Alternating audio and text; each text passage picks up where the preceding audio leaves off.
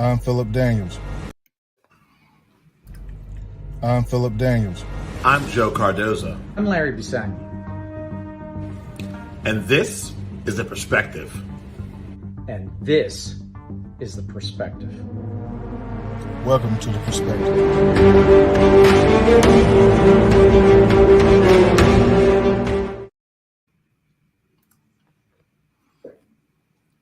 Good afternoon and good evening and hello, everyone. My name is Larry Bisagni. I'm here along with Joe Cardozo, 15-year veteran Philip Daniels. And I want to welcome everybody to the launching of our new podcast. And I want to start off by saying how great it is to be joined by two of my favorite people. I always enjoy the opportunity to talk to you gentlemen. Thank you so much, everybody, for tuning in. And Joe, I want to turn it over to you. And Philip, you go ahead and just introduce ourselves to everybody, and let's jump right in. Well, Philip's the famous person. I'll let Philip go first. Okay, guys, my name is Philip Daniels. I played 15 years in the NFL. I'm a champion power and also a Super Bowl winning coach with the Philadelphia Eagles. I played at the University of Georgia also. So, I mean, a lot of you guys know who I am, but as we go through the show, you guys will really know who I am by the time we get to our episode. Yeah, Joe Cardozo, founder, owner, and operator of Nuts and Bolts Sports. Nuts and Bolts Sports, 7-year-old media company. We kind of cover everything. Kind of think of us as an independent version of ESPN, and just happy to be on here and talk ball with you guys. And it's definitely a very, very, very cool and honor to have Philip roll with us as well. This new adventure. Excited. And I'm Larry Bisagni, and it's been a long time in the making. I can't tell you how excited I am. Worked in sports media, both in Virginia as well as in Washington, D.C. This is really this podcast is something we've been working on for a long time. So excited to have you guys join us. And we're going to jump right in with last Thursday's game. Buffalo, they came out guns blazing and started throwing haymakers, knockout punches, and they did what they did with the Rams. Philip, you've been on coaching staffs with Super Bowl rosters, and you won it all with the Eagles. Give me both sides of this coin. Where are the Rams today, and where's Buffalo? Okay, we'll start with Buffalo. Buffalo came out; they were dominant in all phases. I mean, they really let you know football is back. You know, when you look at that team, I mean, there's no weaknesses nowhere. I mean, they came out and they did what they needed to do. Last year, I think, the last few years, actually, there's been a bad taste in their mouth because they were the team that was supposed to win it. And now when you add some pieces and you got guys as hungry as those guys are, they came out on Thursday night to prove it to the world. Von Miller was outstanding on defense. Seemed like everywhere that guy goes, he winning Super Bowls with somebody. So I guess, people will start picking them up just to win Super Bowls. And then you look at the other side of it, the Rams, you still can't count them out. Sean McVay going to get those guys back on track and ready to go for next week. And next week's game against Atlanta is an important game for them to get back on track. But, I've been on both sides of it, on one side, you happy you got the first win of the season because that's the toughest one because you don't know what to expect when you come into those games. And on the other side, you lose to a good team. And so do you go back and just tuck your head and say it's over? No, you don't. You go back, prepare for the next game, knowing that you are also a good team, but you just faced an opponent that was a little bit better the first week of the season. And also let me mention that the first games, nobody in preseason, nobody's really playing their starters. So you coming out there pretty much cold turkey, first time getting real contact and first time going out there and facing somebody, real talent, and it don't work out well for you sometimes. And that happened throughout the league. So when you got now they go 3 preseason games, they don't play the starters at all. You don't know what you're going to get that first game. You just hope to come out with a win, and that's the key to it.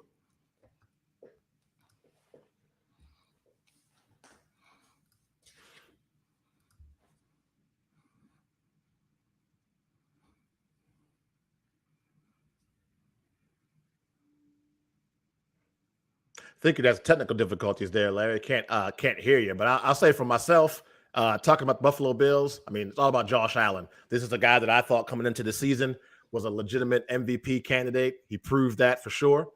Their offense is explosive. I mean, Stephon Diggs running wild. Jalen Ramsey is supposed to be one of the elite cornerbacks. Everybody has a bad day at the office. I like to toss up to being a bad day at the office for Jalen Ramsey. I laughed at the memes too, especially the burnt toast with the number 5 emblem burnt into that. I had a good laugh, and I'm sure he probably got that poster hanging up in his locker room to keep him motivated for the whole season, to remember the jokes everybody had for him. But I'd say for the Rams, the things that concern me were just 2 things. One, who's the second receiver after Cooper Kupp? Who's receiver number 2?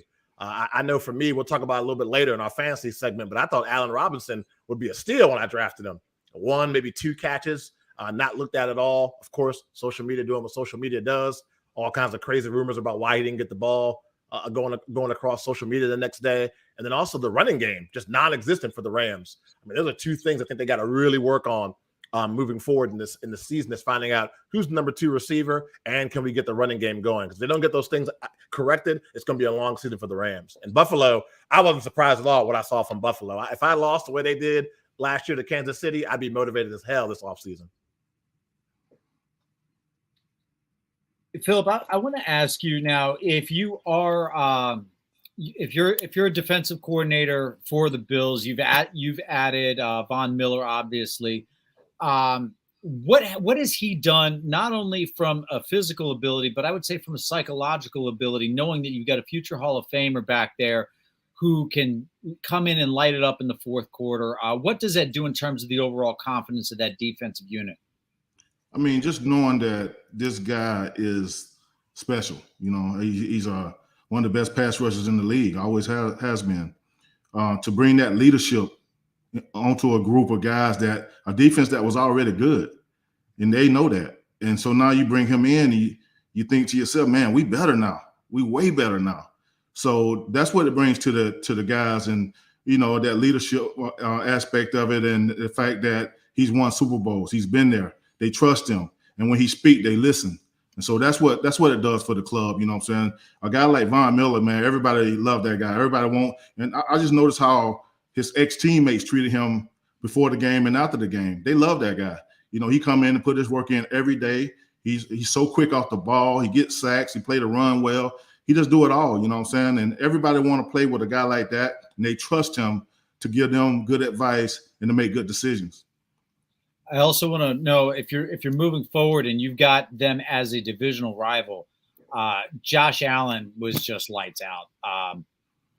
You're the defensive guru. How do you coach against a guy like that? You got to pray. I mean, I know it's a very broad question, but man, he's so tough, man. Man, the guy just, stiff arming people. He can run the ball. He can throw the ball. He's accurate with his passes. He's just one of those guys that you got to go out and just defend. I mean, you want to rush forward and cover. That's what you want to do. And you got to have a balanced rush against him, because if you don't, he's going to get out the pocket. He's going to hurt you in a lot of ways. He's going to cause a lot of damage. So my thing is, when you face a guy like that, you know who he is. You just got to work. I mean, everybody got to go to work that week and get ready for it, and just cover and rush your butt off and cover in the secondary. That's what you got to do. There's no answer to how you play him. You just hope that your defense is up to par that day so they can contain him. You ain't gonna stop him, just contain him, and things will work out, I think. But he's tough, man. He's one of the best quarterbacks out there. And speaking of best quarterbacks, we also have to get into Patrick Mahomes as well as Aaron Rodgers. The pack looked very flat without Davante Adams. When you lose a weapon of that caliber, Philip, what does that do to the locker room as a whole? What does that do to the overall psyche? Are the Packers in trouble? Man, I'm not going to say they're in trouble, but it ain't looking good for them right now, because when you look at that game, those young guys did not come through. Even veterans did not come through. Aaron Rodgers threw some dimes. You know what I'm saying? He's one of the most accurate throwing quarterbacks in the league. He threw a dime to some of those guys, and they dropped the passes, just like he was complaining about during the preseason. But at the same time, you know what I'm saying, it's tough when you're a quarterback that's been successful all this time, and now you don't have that talent or that one guy that you can go to in Davante and make things happen for you. You know, Devontae made some things happen. He might have not thrown the perfect ball to Devontae, but he go up and get it, or he'll stretch out and get it. He'll find a way.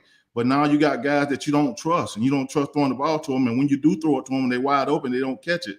So it's a lot of things going on with that organization right now, with that team. But they'll fix it, you know what I'm saying? I believe in the coaching staff, and I believe in those players. You know, they've been a good team for a while. But, you know, and then you think about Rodgers, you know what I'm saying? I just go back to Tom Brady. You know, Tom Brady always took less money to get better talent on the field. And so when Rodgers took that big deal, he kind of hurt himself. He kind of hurt the talent around him. So he can't really complain about it. You just got to get it fixed and keep it moving. You know, I want to follow that up with how does that change the way that you scheme against that Packer offense now? If you're a defensive coordinator, and are you going to soften up on the pass, or are you going to be more aggressive up the middle, or how do you scheme your front seven any different? I can see guys. I can see teams going more man-to-man coverage and trying to go after Rodgers a little bit more, get it out of his hand. Because, like I said, if you give him time to look down the field and throw that ball around, he's going to hurt you. But at the same time, if these guys not catching balls, I'll man up and I'll send extra guys at him. I'll send 5, 6 at him and go get it, you know what I'm saying? And so I think that's what's going to happen if they don't get things fixed and one of those receivers don't stand up and start making plays. It's also worth noting Kirk Cousins and the Minnesota Vikings look very good, staying within the NFC North. They were a surprise pick for a lot of teams. They were a surprise pick, I should say, for a lot of people. Were picking them to go 11 and 12 wins this year. Any initial thoughts? Man, I like Minnesota, you know what I'm saying? I like Kirk Cousins.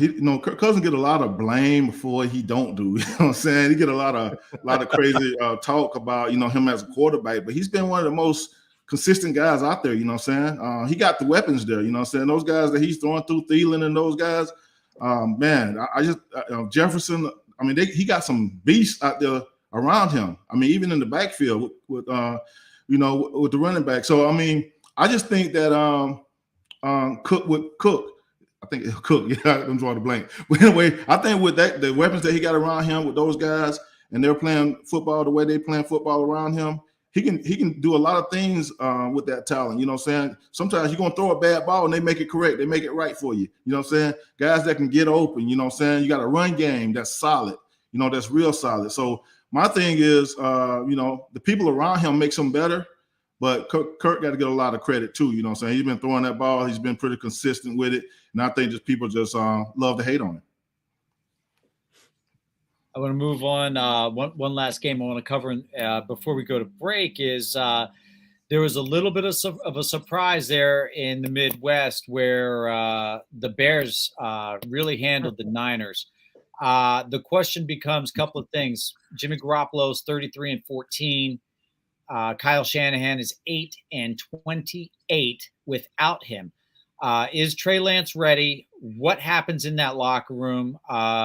Big Phil, you've certainly been in situations like that as a player and as a coach.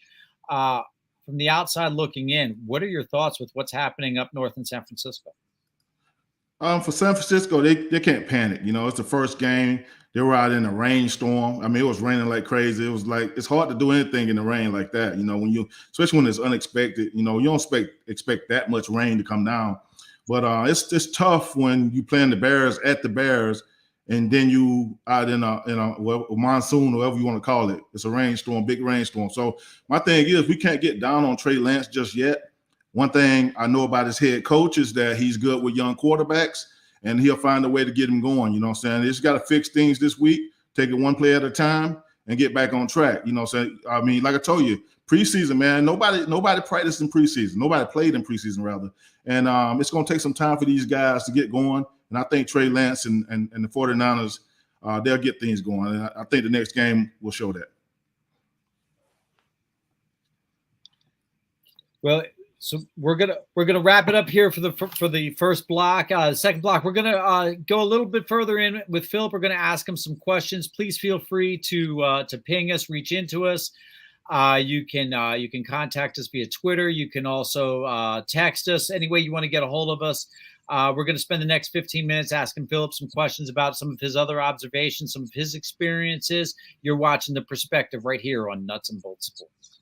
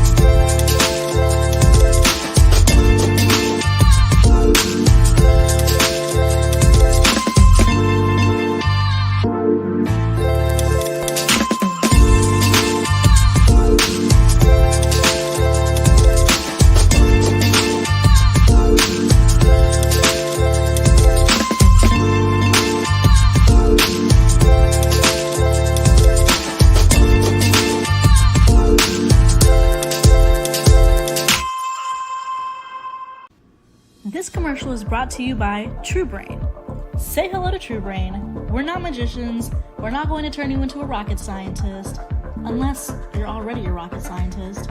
We're not Big Pharma, and our products are custom made to boost mental output. We empower people to do their best thinking. And welcome back to The Perspective. This is the second quarter of our inaugural show. At this time, we're going to jump right in, and we're going to interview our own. So, Philip, I want to ask you a couple of questions. This was, so first of all, to our audience, this was actually by design. We will have a lot of other guests coming in, but wanted to pick Philip's brain as an NFL veteran and as one of the brightest defensive minds out there, and just as well as a really strong organizational guy. I know firsthand. Joe Gibbs brought you into Washington for a reason. That was to help set the culture in the tempo. So if you could talk about that a little bit and kind of what that means to the organization as a whole to get that culture right. Yeah. So actually, Greg Blosh was he's my defensive coordinator in Chicago. And so when he left, they got fired and he went to Washington. I get a phone call from Greg, and Greg said, "How would you like to come here?" And so I ended up actually signing with Washington a couple of days before free agency even started.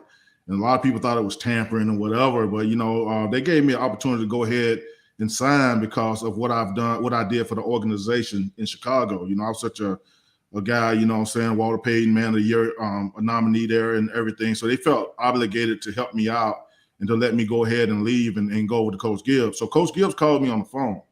And I was trying to make my decision. He called me on the phone and he tells me, "Phil, we need you to come here, man. We need your leadership. I really want you here," And I think the only other two guys that had signed at the time was Clinton Portis and Mark Brunell.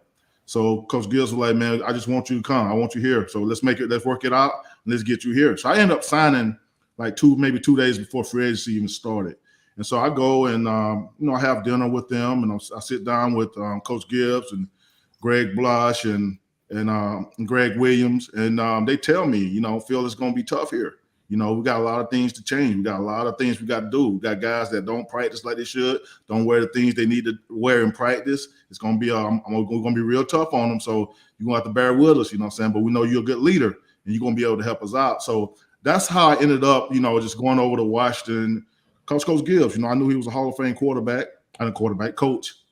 Hall of Fame coach, and he's coached a lot of good guys. And so I'm thinking to myself, this is a chance for me to go over and get with one of the best coaches out there, that's coming back into the league. I'm going to be one of his first guys that he signed, that meant a lot. So I ended up going over there, man, and it was great, man. I had a great time.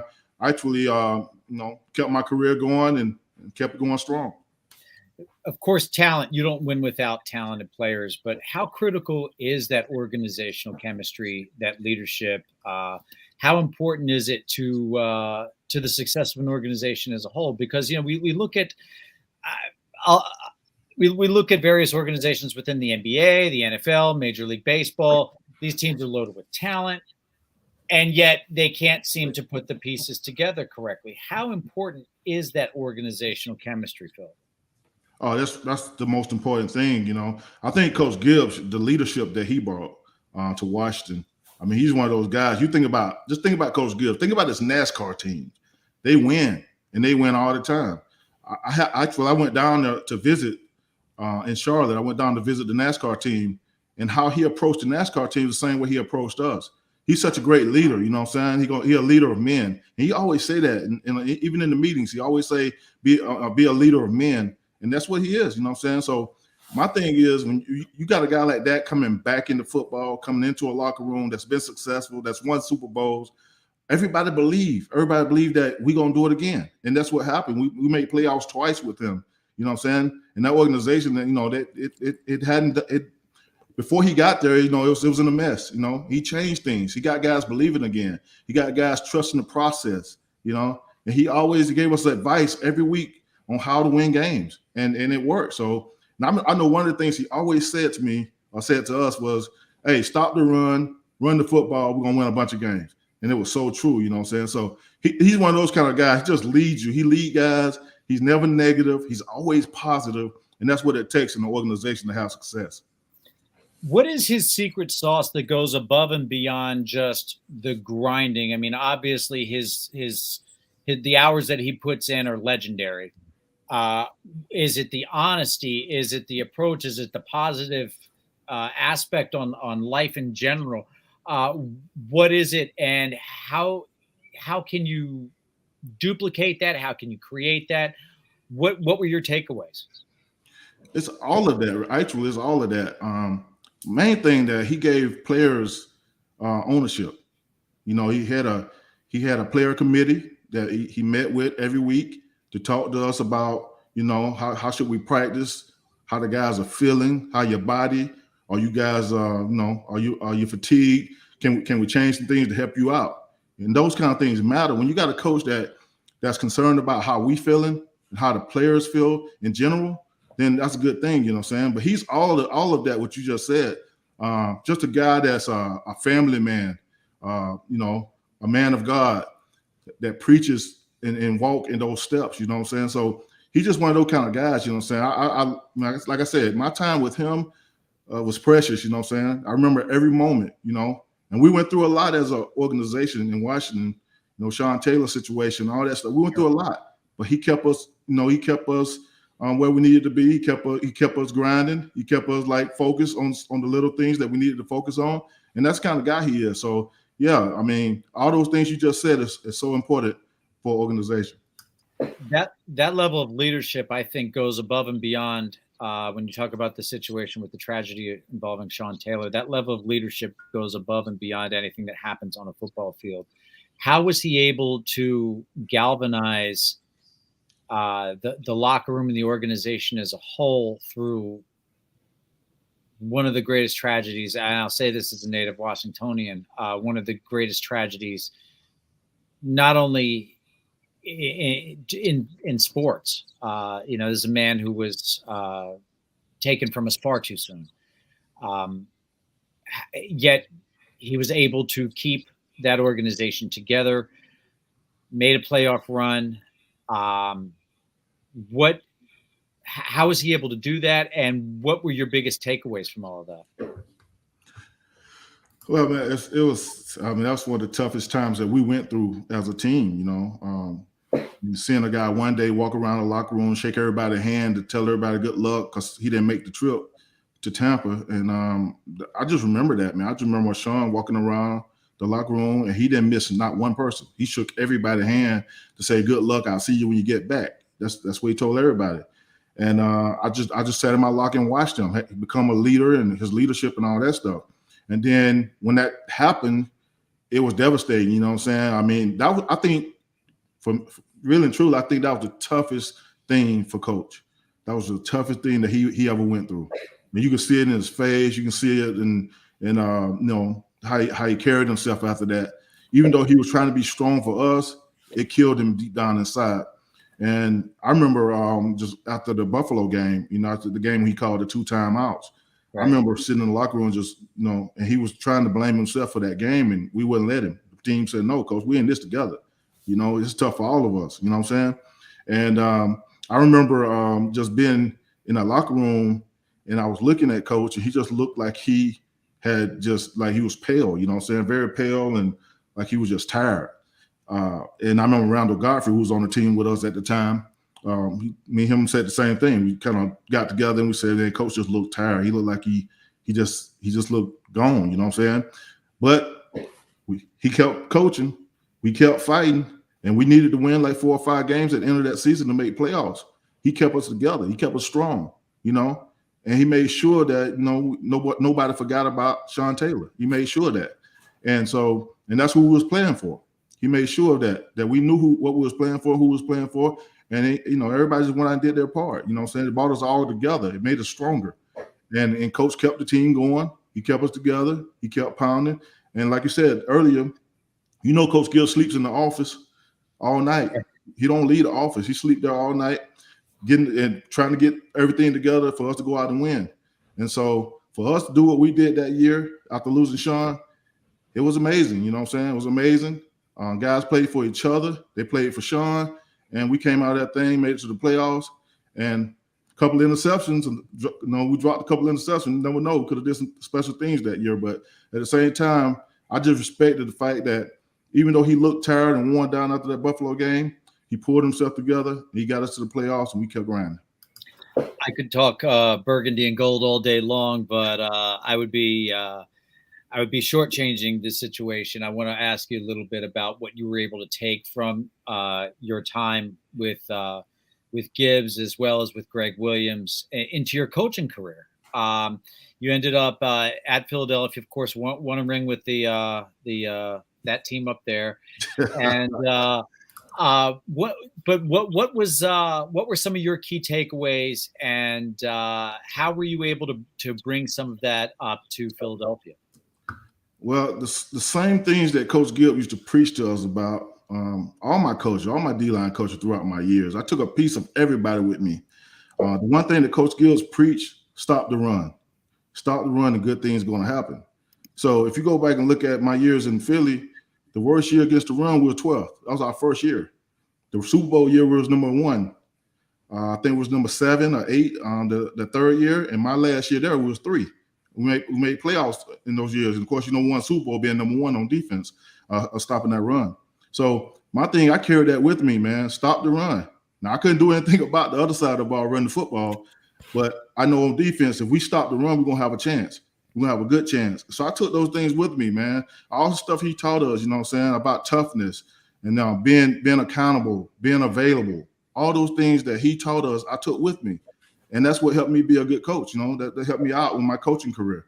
You know, my thing is, you know what I'm saying, I feel like, you know, it's a lot left out there in me for the coaching part of it, because I feel like, you know, when I left Philly, I felt like, why? You know, I had to ask the question why. But I know that the man above order my steps, and he'll order the next step that I'm going to take, and it'll be a good one. But at the same time, I know that like coaches like Coach Gibb, Greg Blosh, you know, I had some good coaches. Larry Brooks in Seattle, who played a long time. I had great coaches, and those coaches molded me into what I became. You know what I'm saying? Tommy Brazier was my first coach. Tommy Brazier was a coach that gave me. He talked about technique all the time. Technique will carry you a long way. He got my technique right in my first year in the league, and that would carry me my 15 years. And so throughout that, all those coaches, like from Coach Gibbs all the way back to Tommy Brazier, my first year, though I learned something from each one of those coaches, and they all gave me something. Rex Norris, I can't leave nobody out. Richard Dent, you know, so assistant D-line coach. I mean, so many of John Palermo, who was a college coach. I remember all my coaches because I took a piece from them, and that's where I coach, and that's why I'm so good at coaching. And so I just wait for my next opportunity, man, so I can continue their legacy, continue to carry everything that they taught me with me, and that's what I'm going to do. I'm sure they'd be proud to see the man that you've become, and definitely you giving them their flowers too is a respectful thing. Kind of pulling things back to this past week that we just had in the NFL, Philip, I have a two-part question. One, you see a guy like Saquon Barkley. We know what he went through, the torn ACL. He comes back last season. He's not all world. So, of course, the streets are talking. Is he washed up? Is another Giants bust? He played a hell of a game against Tennessee. I know it's only one game, but I know injuries and coming back from injuries is something you faced before. How do you think that feels for Saquon to have that game where you show flashes, and a lot of flashes, of the player that you used to be? And then with the NFL being the brutal game we know it is, you see Dallas, who I was a Washington fan I have no love for, but we got to talk about it. They're without their quarterback for 4 to maybe 6 weeks. As far as an organization, when you have Super Bowl admiration, Super Bowl goals, and then you lose one of your key players, how does that affect your locker rooms? I mean, how would Saquon feel having a great game after having a devastating injury and then being in that Dallas Cowboys locker room when you're thinking Super Bowl or bust pretty much and you lose a key piece? How do those two things affect those two teams? Let's talk about Dallas first. In the NFL, the quarterback position is the most important position on the field. A position that touches the ball 100% of the time. Start every play unless you snap it to the running back. He may get 9-9, but every time he's touching that ball. And the key to your success usually is the quarterback position. So now Dak get hurt. He's out for a while. And the guy's mind, like, man, we already got a bunch of injuries on offense. We done lost some offensive linemen. Now we lose Dak. It could be draining on you. It could be a strain on you. But what they got to do is say, okay, next man up. We just got to get through a few games without Dak and make this work. You know what I'm saying? We got to get through a few games and just grind through a few games, get a couple of wins through this process here and keep things alive for when Dak come back. That's tough, man. I'm just saying that's the toughest situation. And I think Dallas is in the toughest situation of all the injuries out there because they lose a guy that they count on. Now, here's the thing. Now, Dak didn't look particularly good. The offense didn't look particularly good when he was out there. So now all that comes into play. And you got to think about all that negative stuff there. Like, man, we didn't look good. And now he's hurt. And will the next quarterback come in here and be better? You know what I'm saying? And as soon as things go south in a game, it's going to be like, whoa, here we go again. Here we go again. That's what's going to happen. You got to fight against that as a player. You got to fight against that. And now what's got to happen is the defense. The defense got to stand up. They the ones got to keep them in game, keep these games close. So they got to prepare a little bit harder. They got to play a little bit harder to make sure these games stay close to give themselves an opportunity. So that's what's going on in Dallas. And it's tough on players, especially on the offensive side of the ball, when you know a lot of your key parts ain't there no more. But on that defensive side of the ball, we should be gearing up like, man, let's go get this. Let's go win it on defense. That's what we got to do. You have no other choice. Okay. Now, Saquon. Now, I mean, he feel relieved just to be back. I know when I was hurt, man, I just felt like I wasn't part of the team in a lot of ways because, they treat you a little bit different when you ain't part of something. You know what I'm saying? You ain't out there grinding on the field and doing the hard work. And sometimes you're away from the facility trying to get rehab, trying to get stronger, trying to get yourself back. And I just didn't feel like I was a part of things during that time. But here's the thing. You hear all the negative comments. You hear people talking, is he washed up? Can he come back? And you keep hearing that stuff. He heard that stuff for 2 years. You know what I'm saying? He had the injury and then he had another injury and then it just piles up. You know what I'm saying? All the stuff the negative stuff that people are saying, it just piles up. But here's the thing. And he's probably like I am. I only have one doctor, and that's the man above. They told me I was done when I got hurt. They said, well, Phil's 35 years old. He's done. I don't think he can come back from this injury. Because I tore 2 ligaments in my knee.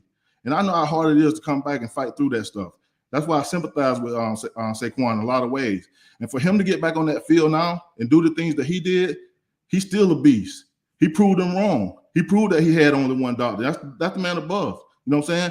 You don't listen to all these people and what they're telling you and what they're saying about you. All this negative stuff that they're saying. You don't listen to that stuff. You block it out. And it's hard to block out, but you block it out and you keep moving. You keep working. And that's what he did, man. I'm proud of him being back, man. He beasting out there yesterday and doing the thing. Well, yesterday? No, Sunday.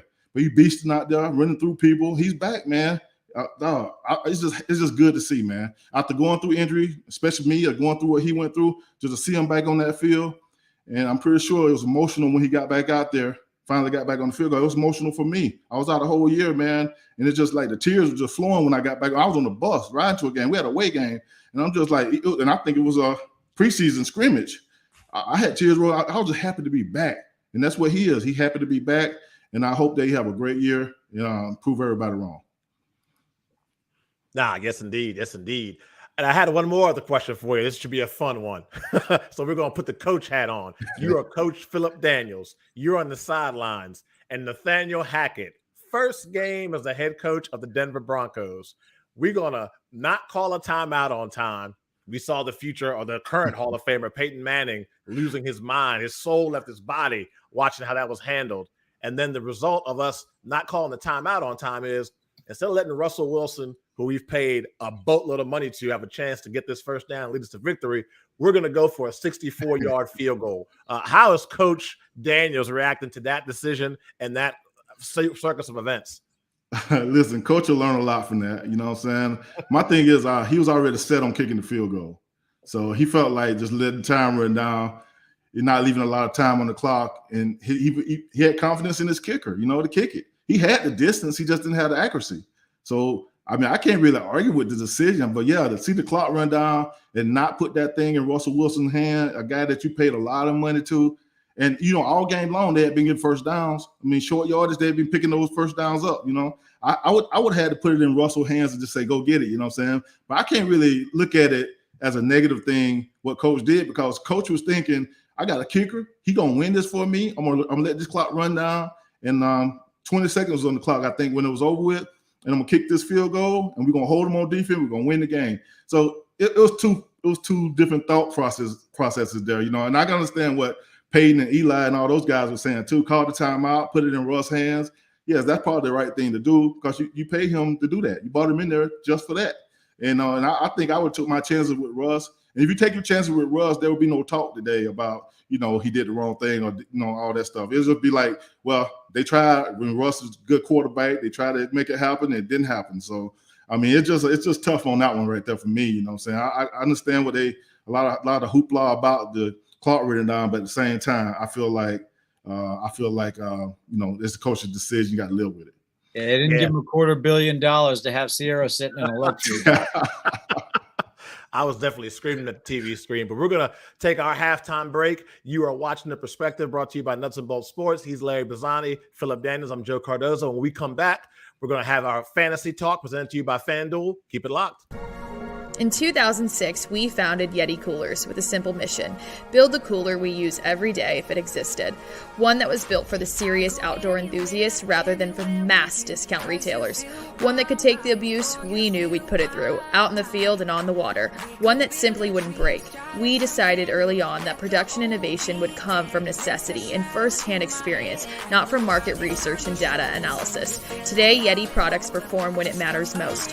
Whether that be an excursion into the remote Alaskan wilderness, chasing redfish on the Gulf Coast, or just getting together with friends in the backyard, we make gear that helps you stay out longer, travel farther, and live harder. # built for the wild. And welcome back to The Perspective. So I know that Larry is not a big fantasy football player. I know that when it comes I'm to not fantasy, trying to give Philip any more money. Let's talk about that a little bit too, man. Was it just me, Larry? Did you feel pressure from Philip to join his big money league? Because I was like, hey, man, really?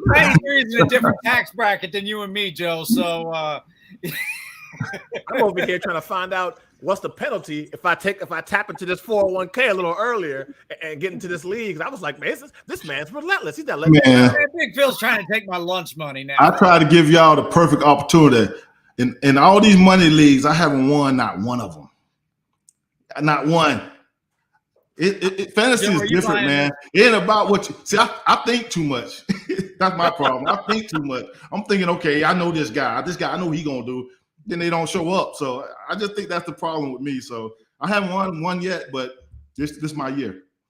Yeah, I think that's all of us. Obviously, week one, people are scouring the waiver wire. Somebody has one good game, and you think that's the person that you have to get on your squad. I'm in 2 leagues this year. I won both. I'm sure Christy is watching right now. Sorry, I had to give you that L this week. Better luck next week. She's part of the Nuts and Bolts Sports Fantasy League. But I got my W this week. But let's talk about some of the guys that really performed, did a really good job this week in terms of fantasy. In my 2 quarterbacks, one league I got Justin Herbert, and in one league I have Patrick Mahomes. But somebody who I thought was going to have a really good first week and didn't perform at all, Philip, I don't know about you, I'm sure you agree probably, is Aaron Rodgers is somebody, and also Joe Burrow. Those are two quarterbacks I thought maybe Burrow more than Rodgers would come out with a strong first week, give fantasy football owners the points they deserve. And both of those guys, I'm hoping just a one-time thing, did not perform at all. Well, for Joe Burrow, he couldn't stay upright. 7 sacks, man. I mean, that I had Pittsburgh defense, and that guy gave me 50-something points. And that's crazy, man. When you got a O-line that you count on to block for you and give you some time, and it don't happen, it's just, that's all you can do, man. Just go back there and try to get it out your hands as quick as you can and go from there.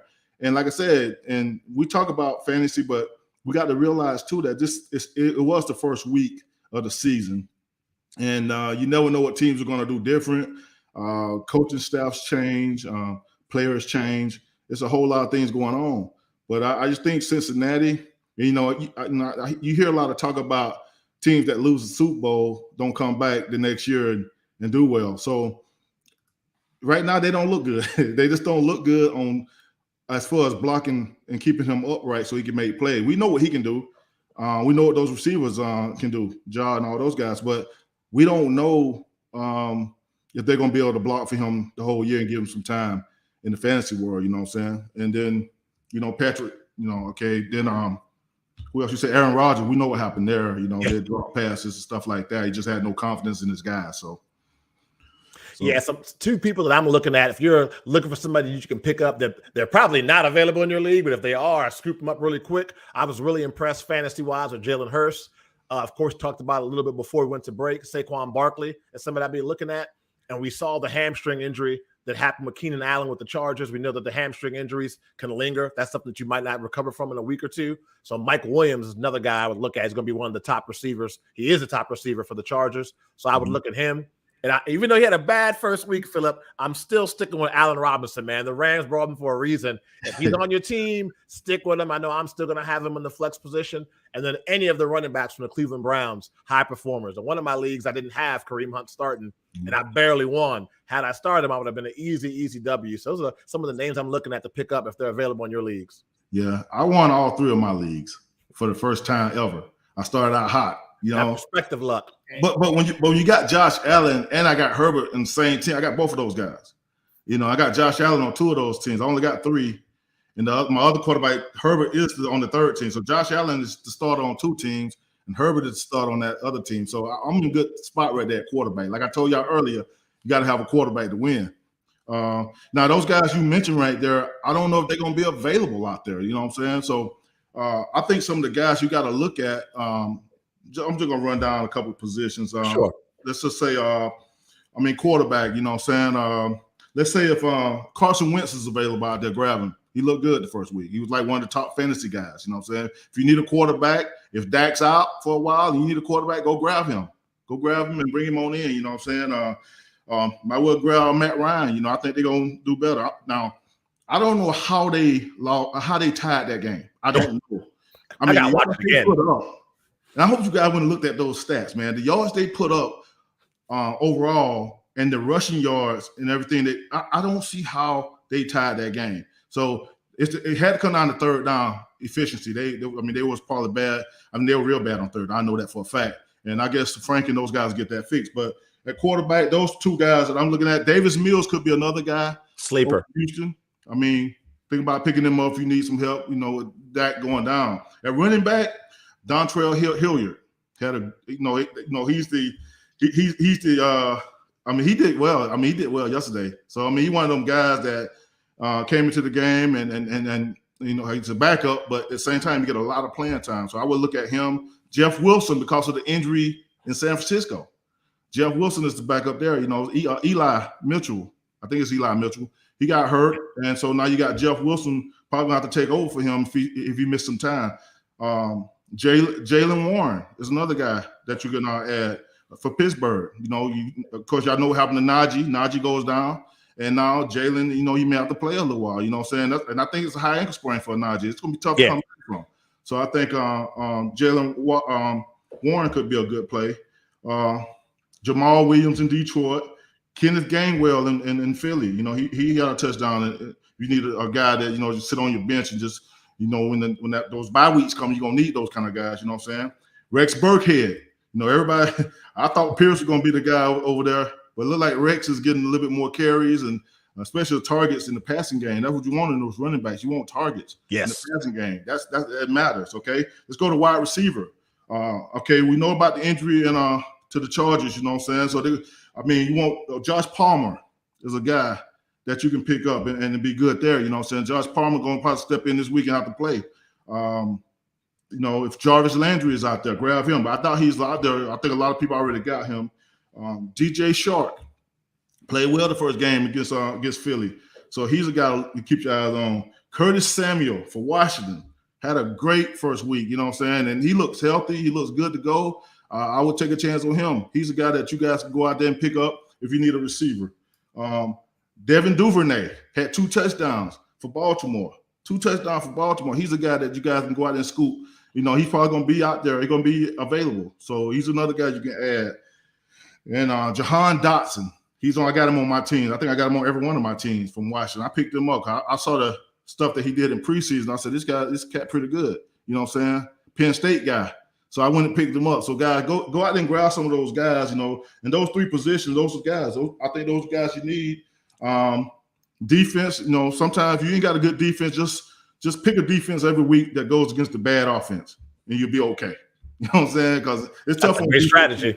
Just pick a good defense, go against a bad offense, you're gonna be okay. And those are my guys. Those guys I think that you need to add if you need to add. You know, I had to drop. Sad to say, might have to drop my Georgia guy, man, out there in Vegas. You know, he ain't getting no time. So White. Yeah. I had to drop. I'm about to drop White, man, until you get some time. So those things you got to do in fantasy world, man. Every week's different. Every week you got to keep up, man. You may look at your roster, think it's okay. Now, right now, I wouldn't panic right now. It's first week of the season. Early. First week of the season, guys, and these guys didn't play no preseason. No preseason. Don't panic right now. Don't mess your roster up panicking, and then you come back next week and say, man, I should have kept him. Oh, I should have kept him. Nah, give it a few weeks and then start making some changes here and there. And now guys that don't play, like Zamir White, he didn't play. He didn't get no snaps on offense, so I ain't got no choice but to drop those kind of guys. So there's my fantasy breakdown, guys. Y'all got it. Hey, if you have success, give me some credit.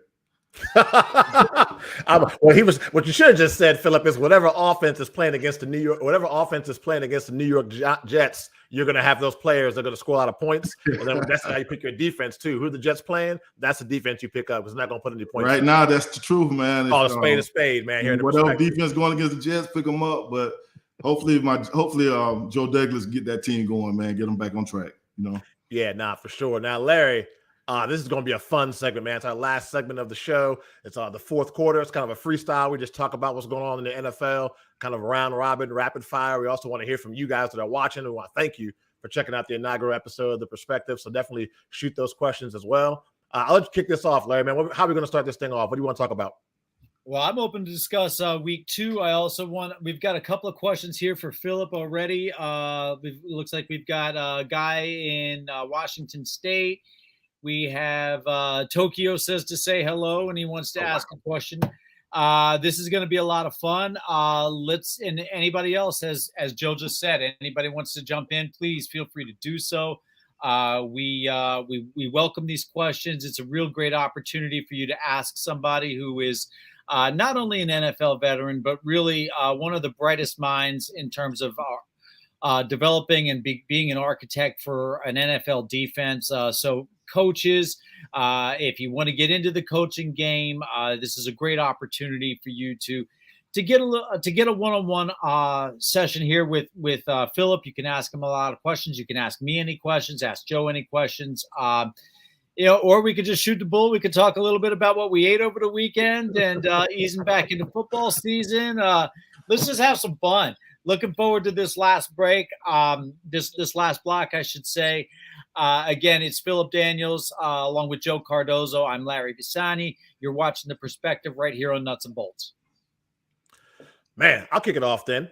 I want to talk a little bit about just some of the stuff we saw in the NFL as far as the refs and the rules taunting calls, targeting. I mean, it's something that's always been hotly debated, but I felt like it came up real quick in week 1. I could think of like 4 or 5 different instances where I thought the call was bad, especially when it comes to terms of taunting.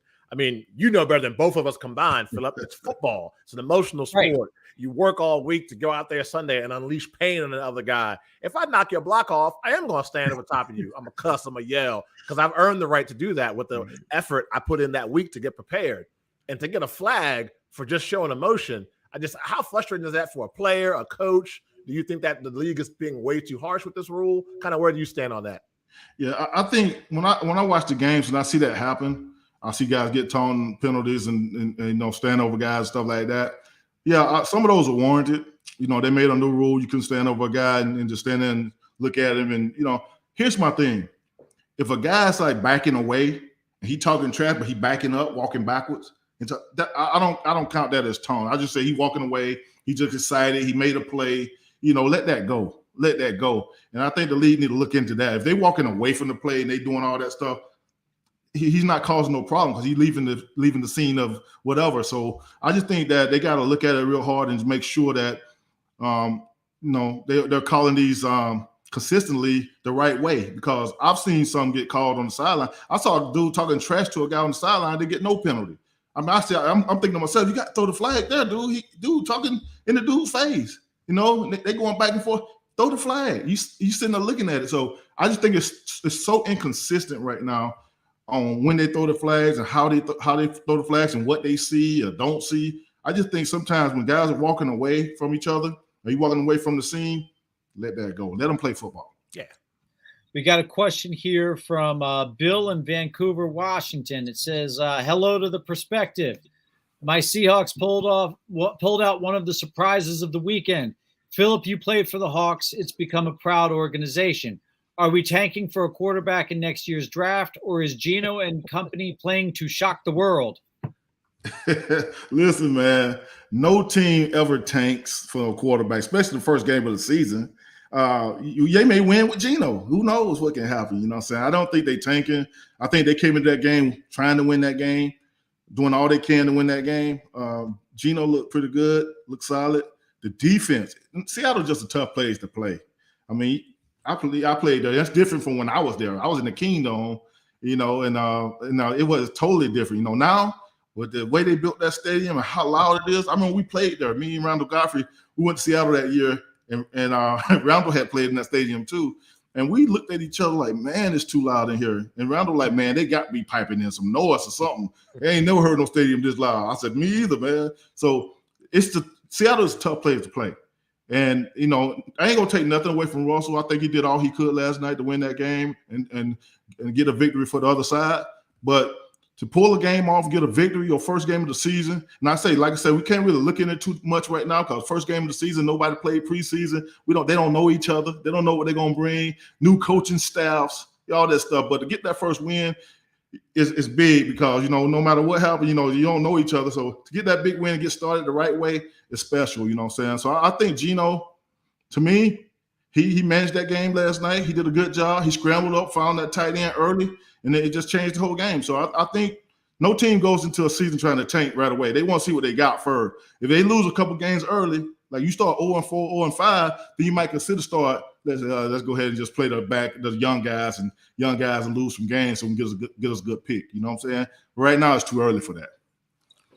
Arrowhead is, of course, another loud place to play. Yeah.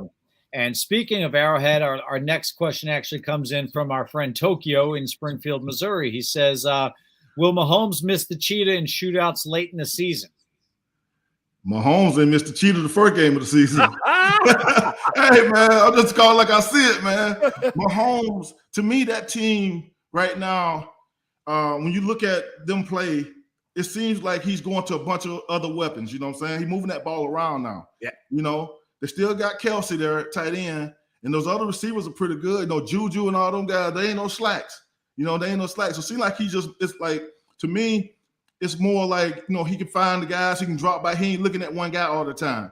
When he ain't open, he sometimes gets in trouble. When Cheetah go down, he's looking for Cheetah. He ain't open, he in trouble now because he's been looking at. I think now he just scanned the field. He go through his progression and he's throwing it to the guy that's open. I think he's better right now than he was with Cheetah, to be honest with you, you know what I'm saying? Agree. And so, and no, not taking nothing away from Cheetah, you know what I'm saying? He's a special talent, but all that speed, you know, I myself thought that, okay, Cheetah's gone. It's going to be tough for this team. And they can't open up. They ain't going to be able to open up things no more for Kelsey underneath and all this stuff. I thought the same thing. But when I look at this team and I look at Patrick Mahomes and how he threw that ball around and found people, and the running back's healthy. Hilaire, he healthy, man. So I just think it's a better team right now overall than when they had the Cheetah. Yeah, no, I definitely agree. Go ahead, Larry. Another one here from Steve Rogers. He says, Monday night on the road, first real test for Kirk Cousins in the purple against the Eagles, who he has a good history against. Both are 1-0. Who wins and why? Right now, I think the Eagles need to concentrate on stopping the run game. They did not look good against Detroit. I mean, they ran the ball when they wanted to. And now you're going against Cook. I mean, you got to be ready for that. You got to be ready for him to, you know, them to try to get that run game going from there. You know what I'm saying? Now, the Eagles is my pick to win the East this year. They got a good team. Howard did a good job of putting the team together.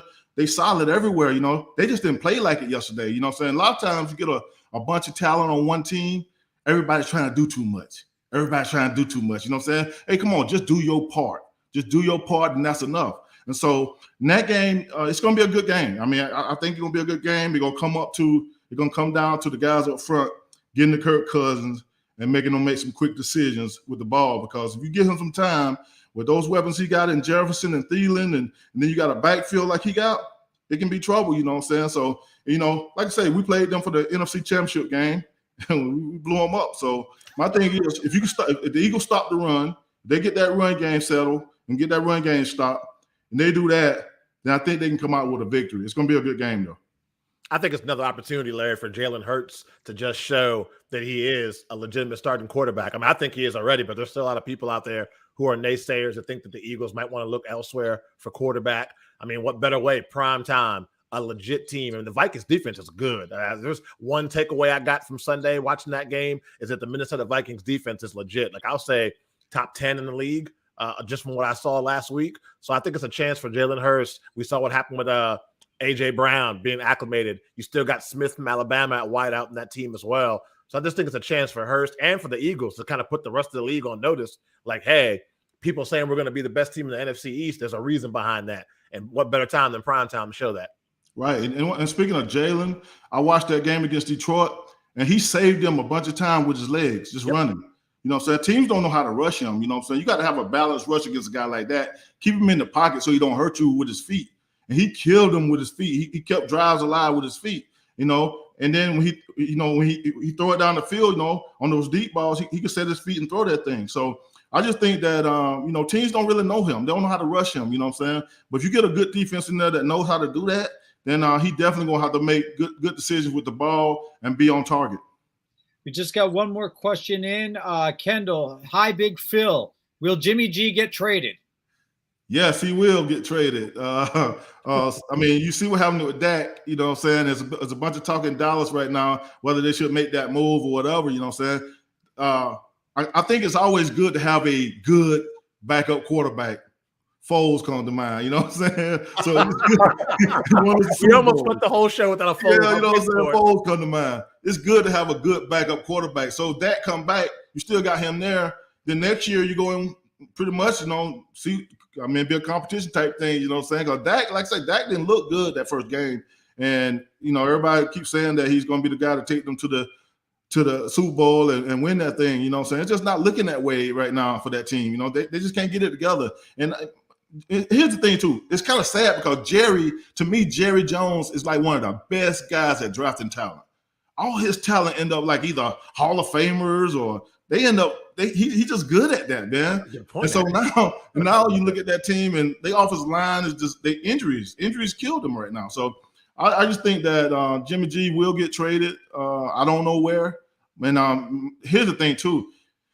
You don't want Trey Lance looking over his shoulder every time you go out on the field. That ain't a good thing for a quarterback. You know what I'm saying? And the guy that should know it best is Kyle Shanahan. It happened in Washington with Kirk Cousins and Robert Griffin. So, you know, Robert Griffin looking over his shoulder every day. It's not a good thing. So I think that they know that. I think that you got to trade him and give Trey, just let Trey know that you my guy.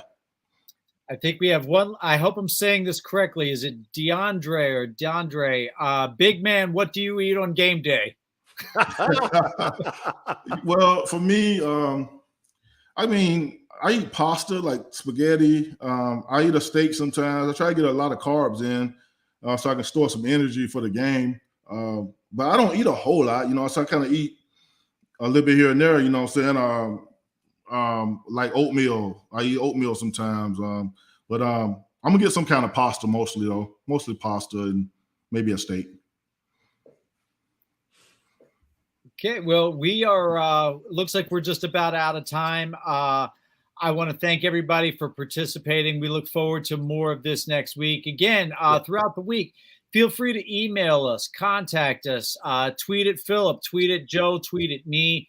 Love to have your input. This has been a lot of fun. It's always great to spend a good quality hour with you gentlemen talking about so much more than just football, talking about everything from what we eat on game day to the philosophies of how to build an organization. This has been a lot of fun, and I want to thank everybody for watching. Stay tuned next week. We're going to bring a guest in, and this has been great. Absolutely. Each and every Tuesday at 6:30. Catch on Perspective. And like Larry said, we'll catch you guys next week. I'm Philip Daniels. I'm Joe Cardoza. I'm Larry Bisagni. And this is The Perspective. And this is The Perspective. Welcome to The Perspective.